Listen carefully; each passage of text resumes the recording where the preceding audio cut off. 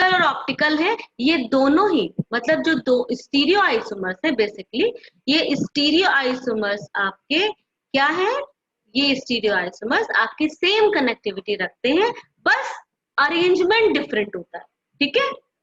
तो कनेक्टिविटी जो एटम्स की हुई दोनों आइसोमर्स में वो सेम हुई, स्टीरियो आइसोमर जो या तो ज्योमेट्रिकल है या तो इनैंशियोमर, दोनों में ही आपके non super imposable mirror images होते हैं, और जो इनैंशियोमर्स हैं वो मिरर इमेज होते हैं लेकिन नॉन सुपर इम्पोजेबल होते हैं, जैसा कि आपका इधर भी दिखाया गया है, दोबारा एक बार दिखाया है कि अगर आप यहाँ पे मिरर समझ में आए आपको कि ये मिरर है, तो देखिए ये अगर यहाँ पे मिरर रख दे तो ये कैसा फील होगा कि OH आपका राइट का लेफ्ट हो गया है, लेफ्ट का राइट हो गया है, वही हाइड्रोजन आपका लेफ्ट का राइट, राइट का लेफ्ट हो गया है।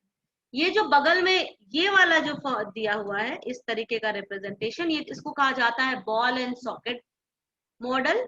ये मॉडल है, जब हम मॉलिक्यूल को 3D मॉलिक्यूल को रिप्रेजेंट करते हैं प्लेन में तो हमें मॉडल्स की जरूरत पड़ती है, ठीक है, क्योंकि जो आपका कार्बन है ये आपका क्या है, ये टेट्राहेड्रल है, तो टेट्राहेड्रल कार्बन को जब हम रिप्रेजेंट करेंगे 2 डायमेंशनल वे में तो इसको मॉडल्स के थ्रू रिप्रेजेंट किया जाता है। तो ये जो सबसे पहला है आपका ये वेज एंड डैश है, और जो दूसरा वाला है ये आपका बॉल एंड सॉकेट मॉडल, ठीक है।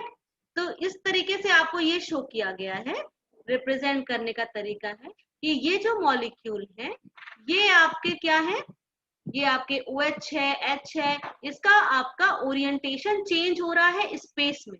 तो जब स्पेस में ओरिएंटेशन चेंज होता है तो ये आपका क्या कहलाता है, आपका इनैंशियोमर कहलाता है। जैसे आप मिरर में राइट का लेफ्ट दिखता है, जैसे ये राइट है तो ये आपका लेफ्ट में दिख रहा है, ये लेफ्ट में है आपका राइट में दिख रहा है, वैसे ही आपके जो मॉलिक्यूल्स हैं उनका हर राइट लेफ्ट में दिखता है। और ये जो मिरर इमेजेस होते हैं ये नॉन सुपर इम्पोजेबल होते हैं, एक दूसरे पे सुपर इम्पोज नहीं किए जा सकते, ठीक है। अब हम इसको आगे बढ़ते हैं। अब ये जो non super imposable mirror images है इसमें आप देखिए क्या किया गया, अभी तक हम लोग देख रहे थे कि चारों मॉलिक्यूल डिफरेंट थे, चारों ग्रुप डिफरेंट थे। अगर ये चारों ग्रुप डिफरेंट ना हो करके ये दो ग्रुप सेम हो जाए, जैसे इस मॉलिक्यूल में आपके जो CH3 और CH3 है ये सेम हो गया, तो ये CH3 और CH3 सेम होने की वजह से जो मिरर इम्पोजेबल है, मिरर इमेज है, ये आपकी थोड़ी सी सुपर इम्पोजेबल टाइप की दिख रही है, देखिए, क्योंकि आप CH3 वो जो प्लेन है उसके उस प्लेन के अलोंग तो वो सिमेट्रिकल हो गया। तो इसलिए अगर दो ग्रुप भी सेम होगा आपका तो सेम होने की वजह से क्या होगा, आपका जो ग्रुप्स होंगे वो एक दूसरे पे ओवरलैप कर जाएंगे। तो अगर मॉलिक्यूल आपका सुपर इम्पोजेबल हो जाता है तो वो नॉन इनैंशियोमर्स होंगे। इनैंशियोमर्स के लिए आपकी मस्ट कंडीशन है कि मॉलिक्यूल जो चारों ग्रुप है डिफरेंट होना चाहिए और जो मिरर इमेजेस है वो नॉन सुपर इम्पोजेबल होना चाहिए। अब देखिए ये जो प्लेन ऑफ सिमेट्री की बात हम करते हैं, क्योंकि जैसा मैंने बताया कि plane of symmetry is the deciding criteria where we differentiate the stereo isomers. जब सिमेट्री एलिमेंट, जब भी हम स्टीरियो आइसोमर्स या स्टीरियो केमिस्ट्री पढ़ते हैं तो सिमेट्री एलिमेंट्स के बारे में हमको थोड़ा सा जानना होता है। सिमेट्री एलिमेंट्स में यहाँ पे बहुत ज्यादा डिटेल्स से नहीं बताऊंगी, लेकिन ये जो प्लेन ऑफ सिमेट्री है इसके बारे में आपको बताऊंगी कि अगर कोई ऐसा प्लेन जो मॉलिक्यूल को दो इक्वली एक जैसे भाग में डिवाइड कर दे तो हम कहते हैं कि उस मॉलिक्यूल में प्लेन ऑफ सिमेट्री प्रेजेंट है।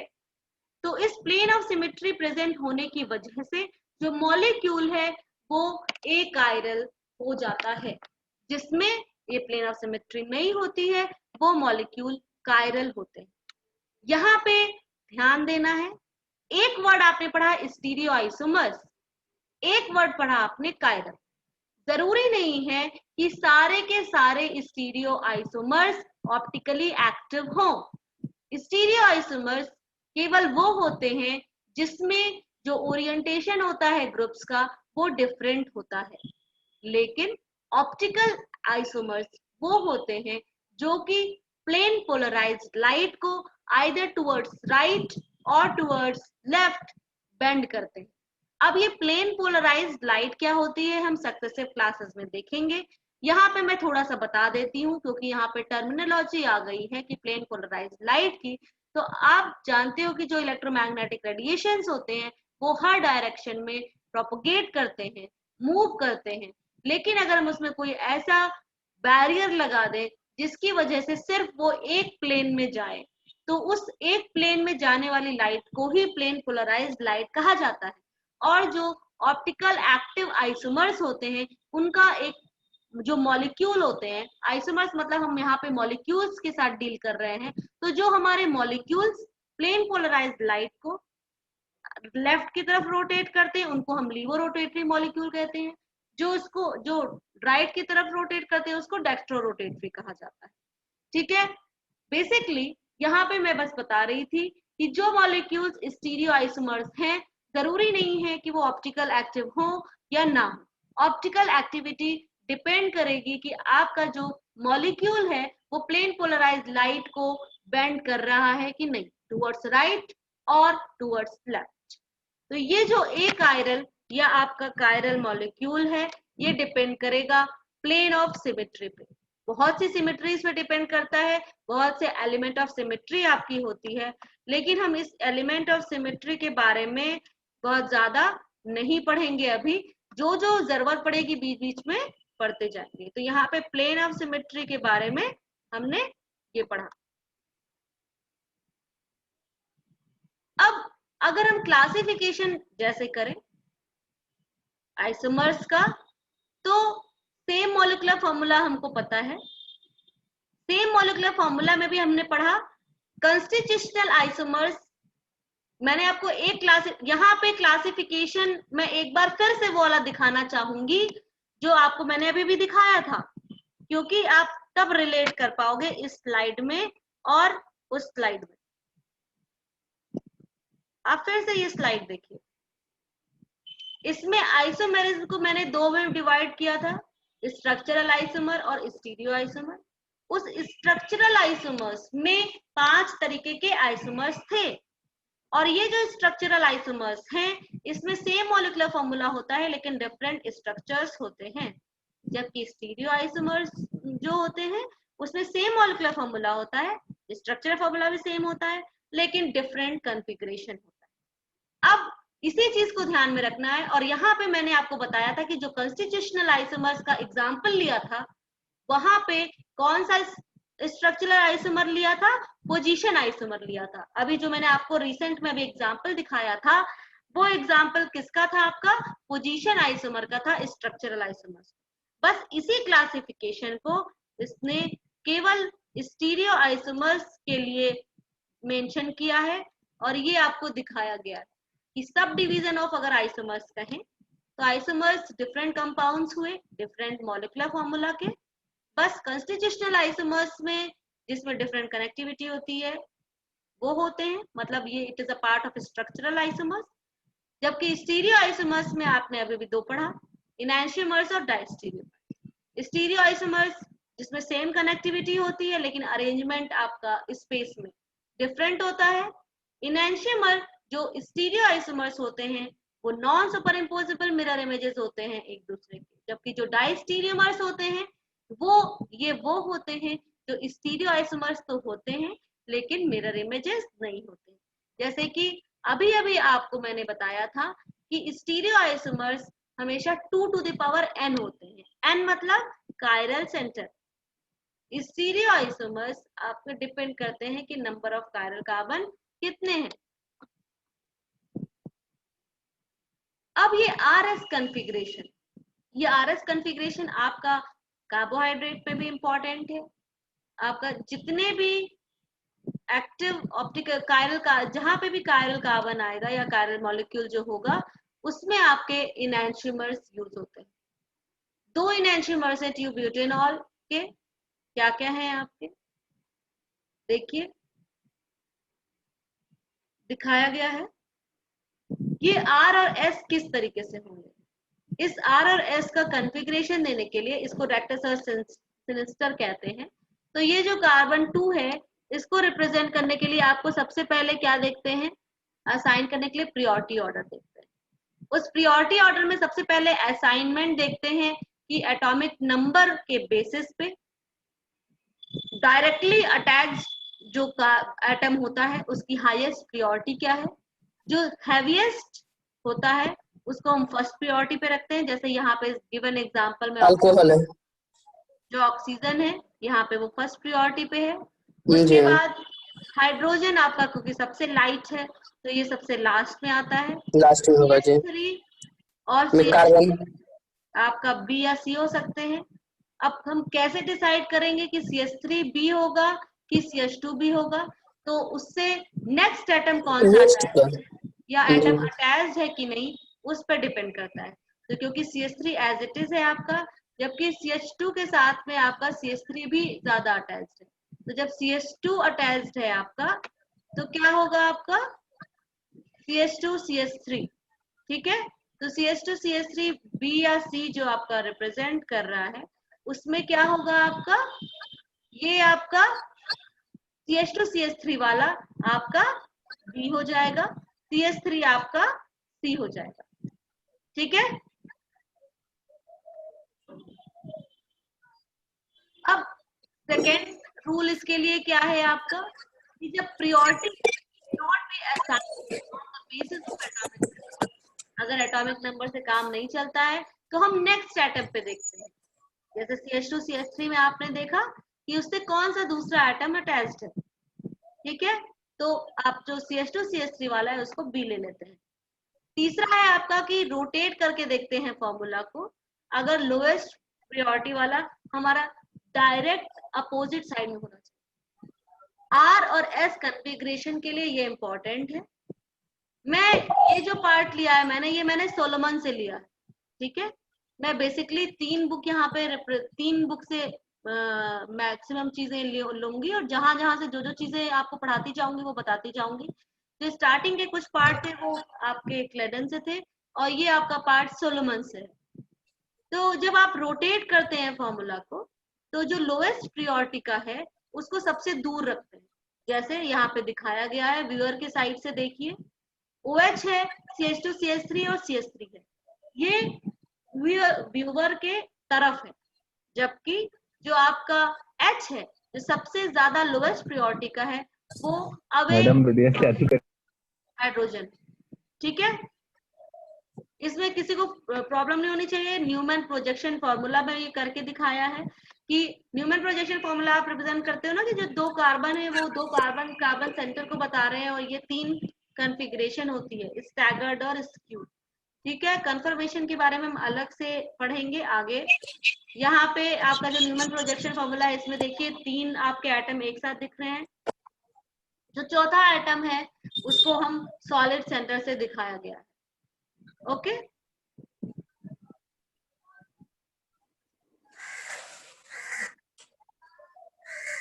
अब ये आपके कुछ प्रैक्टिस के लिए मैंने ऐसे ही दे दिया है, तो जो बच्चे किए हुए हैं पहले से आप वो करके रखिएगा। इसको हम लोग डिस्कस करेंगे कि इसमें कौन सा आर होगा कौन सा एस होगा, लेकिन अभी आज यहाँ पे डिस्कस हम लोग नहीं कर रहे हैं क्योंकि यहाँ पे हम लोग थोड़ा सा आगे बढ़ते हैं। ये CIP रूल्स RS के लिए अलग से हैं, ये आप स्क्रीनशॉट ले लीजिए। ये हम लोग अगले वाले क्लास में डिस्कस करेंगे।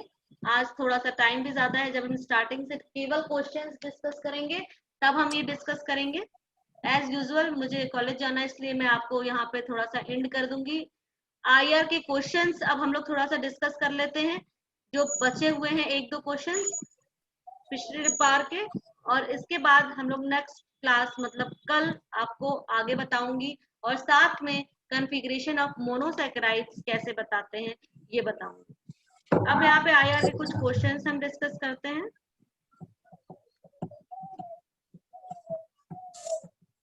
तो ये कंपाउंड, ये क्वेश्चन था, किसने किसने किया है ये क्वेश्चन?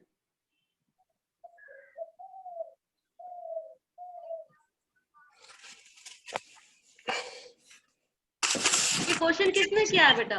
किसी ने किया ये क्वेश्चन?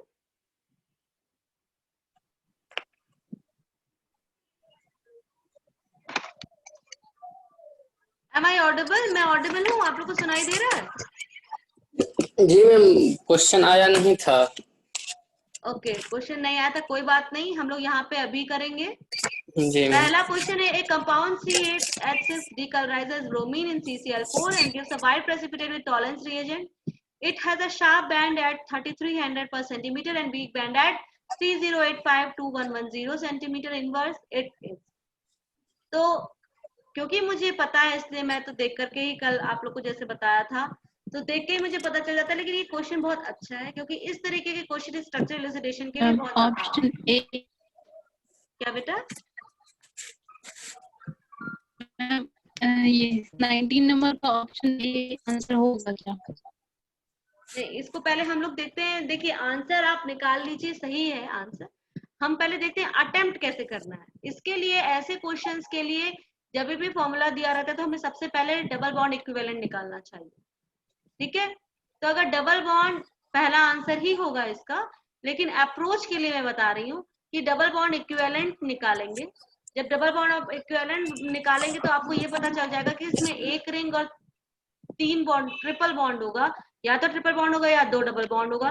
तो इसलिए आपको जब आगे देखोगे आप, तो इसमें Br2 को CCl4 डिकलराइज कर रहा है, Br2 CCl4 में, तो इसका मतलब आपको ये पता चल जा रहा है कि आपका ऐसा होगा जो कि एल्कीन या एल्काइन में से कोई होगा। तीसरा, आपका जो 3300 पर सेंटीमीटर इनवर्स दिख रहा है, ये आपको एल्काइन का बता रहा है, और 2110 भी एल्काइन का ही बता रहा है। ठीक है, साथ में जो आपका फिनाइल प्रोपिलीन है और इथाइलिन है, ये आपका जो डबल बॉन्ड इक्विवेलेंट है या ऑक्टीन है, ये तीनों ही आपको डबल बॉन्ड इक्विवेलेंट जब आप निकालोगे उसी में कट जाएगा। ठीक है, तो सबसे पहले इस फॉर्मूले को जब भी करना हो तो सबसे पहले डबल बॉन्ड इक्विवेलेंट निकाल लेना चाहिए। डबल बॉन्ड इक्विवेलेंट के लिए मैं आपको एक चीज यहाँ पे शेयर कर देती हूँ। ऐसे तो आपको गूगल में बहुत ज्यादा मिल जाएगा, कहीं पे भी मिल जाएगा गूगल में, लेकिन जैसे मैं आप लोगों से हमेशा कहती हूँ कि गूगल से ज्यादा मुझे ट्रस्ट होता है किसी बुक से अगर आप पढ़े तो ये जो मैं आपको अभी शेयर कर रही हूँ ये पाविया का है कि कैसे निकाला जाता है।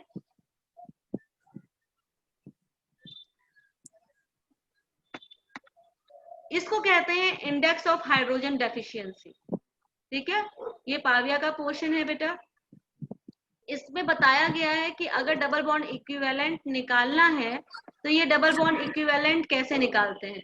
तो इस डबल बॉन्ड इक्विवेलेंट निकालने के लिए आपको इंडेक्स ऑफ हाइड्रोजन डेफिशिएंसी निकालना पड़ता है, जिसको अनसैचुरेशन इंडेक्स भी कहा जाता है। और आपके स्क्रीन पे ये मेथड दिया हुआ है कि कैसे निकाला जाता है। सबसे पहले फॉर्मूला सैचुरेटेड है, एसाइक्लिक है, या सेम नंबर ऑफ कार्बन है, किसी भी अननोन सब्सटेंस है, वो पता करते हैं। ठीक है, कंपेयर करते हैं फॉर्मूला को नंबर ऑफ हाइड्रोजन निकालने के लिए। दो फॉर्मूला को डिवाइड करते हैं नंबर ऑफ हाइड्रोजन से, और जितने आपके इंडिविजुअल हैं उससे को प्लस कर देते हैं। ये आपका डबल बॉन्ड इक्विवेलेंट निकालने का तरीका है, और इसमें कुछ कुछ क्वेश्चंस भी दिया हुआ है। आगे जब आप बढ़ोगे तो ये डबल बॉन्ड इक्विवेलेंट निकाल करके दिखाया भी गया है। यहाँ पे अभी मेरे पास टाइम नहीं है तो मैं आपको ये क्वेश्चंस एग्जाम्पल के थ्रू नहीं करा पा रही हूँ, बट मेरी आप लोग को ये सजेशन है कि आप लोग ये जाइए, ये फर्स्ट चैप्टर है पाविया का, उसमें जो डबल बॉन्ड इक्विवेलेंट निकालने के लिए 2-3 ही केवल दिए हुए हैं, उसको आप लोग पढ़िए और डबल बॉन्ड इक्विवेलेंट निकालना सीख जाइए। ठीक है, तो हम लोग यहाँ पे देख रहे थे इस क्वेश्चन में कि डबल बॉन्ड इक्विवेलेंट हम जब निकालेंगे तभी हमारा क्लिप पता चल जाएगा। और साथ में जो आईआर के बैंड दिया हुआ है, जैसे मैंने कल बताया था आप लोगों को कि आईआर के कुछ बैंड्स आप लोगों को याद करने ही पड़ेंगे। सेकेंड क्वेश्चन है compound of molecular formula C8H8O has a strong infrared absorption band near 1690। ये मैंने कल आपको आंसर बता दिया था कि ये कीटोन होगा, लेकिन फिर भी मैं आप लोगों से फिर से एक सजेशन या रिक्वेस्ट बोलूंगी आप लोग से कि आप लोग वैल्यूज याद करिए। जैसे यहाँ पे C6H5COCH3 है, मैंने आपको बताया दिया था, इसलिए मैं यहाँ पे पूछ नहीं रही हूँ कि ये कीटोन क्यों आंसर है, लेकिन स्टिल इसकी कीटोन की वैल्यू से थोड़ी सी कम है, जिसका रीजन मुझे लगता है कि आप सब लोगों को पता होगा कि कंजुगेशन की वजह से इसकी वैल्यू 1690 हो गई है, जबकि ये 1715 के लगभग आती है ना। तो आप लोगों ने कल ही देखा था कि क्या होता है, कंजुगेशन की वजह से जो शिफ्ट है वो आपकी घट जाती है। अब आपका एक क्वेश्चन है, मैं सारे क्वेश्चंस डिस्कस नहीं कर रही हूँ, मैं आपको केवल वही क्वेश्चन डिस्कस कर रही हूँ जिसमें स्ट्रक्चर इलुसिडेशन का पार्ट है। बाकी आपको मैंने कल बता दिया था कि फॉस्फोरेसेंस जो होता है वो ट्रिपलेट से सिंगलेट में ट्रांजिशन को कहा जाता है। अब ये क्वेश्चन देखिए 25 नंबर वाला कि among the isomers of C4H6 given below the compound which exhibit an absorption band at 3300, ये आपको पता है कि अल्काइन होगा, लेकिन देखिए इसमें दो ऑप्शन दिया हुआ है, 1 ब्यूटाइन और 2 ब्यूटाइन, तो इन दोनों में से कौन सा होगा?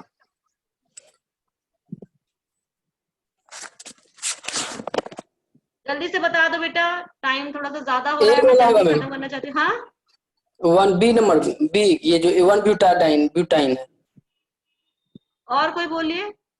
मैंने बोला कि ये 3300 ब्यूटाइन अल्काइन का है, लेकिन इसमें दो अल्काइन दिया हुआ है, तो कौन सा आंसर होगा?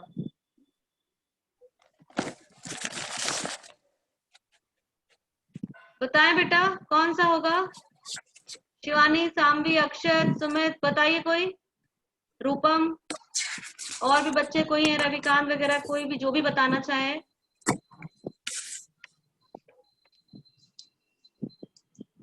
क्या मैम? इस 25 का आंसर मैंने बता दिया कि अल्काइन होगा, लेकिन इन दोनों में से कौन सा अल्काइन होगा?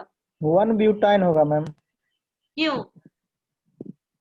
CH बॉन्ड का आता है 3300, तो 2 ब्यूटाइन क्यों नहीं होगा? ट्रिपल बॉन्ड से मतलब डायरेक्ट अच्छे, मतलब जो कार्बन ट्रिपल बॉन्ड से अटैच रहता है उससे सीधी सी बात है बेटा, ट्यूब्यूटाइन सिमेट्रिकल भी है, ये भी माइंड में करेंगे, ठीक है। आपने आईआर में सबसे पहले ही पेज में पढ़ा था ना कि सिमेट्रिकल और सीरो सिमेट्रिकल मॉलिक्यूल आईआर एक्टिव नहीं होते हैं, याद आया जी? ठीक है। अब 27वां क्वेश्चन देखेंगे। 27वां क्वेश्चन है the exceptionally low carbonyl stretching frequency 1650 पर सेंटीमीटर 246 साइक्लोहेप्टाट्राइनोन। इसको भी मुझे बताने की जरूरत नहीं है, ये आप लोग को आना चाहिए। बताइए ये क्यों होगी कार्बोनिल स्ट्रेचिंग फ्रीक्वेंसी कम? कंजुगेशन के कारण ऐसा हो रहा है। वेरी गुड, ठीक है। तो ये आपका कंजुगेशन की वजह से डिक्रीज कर जाती है। ठीक है, आज का मैं आपको यहीं पे स्टॉप कर रही हूँ, ठीक है। कल फिर मैं आप लोगों को क्लास लूंगी और आगे बताती हूँ। Thank you ma'am. ठीक है।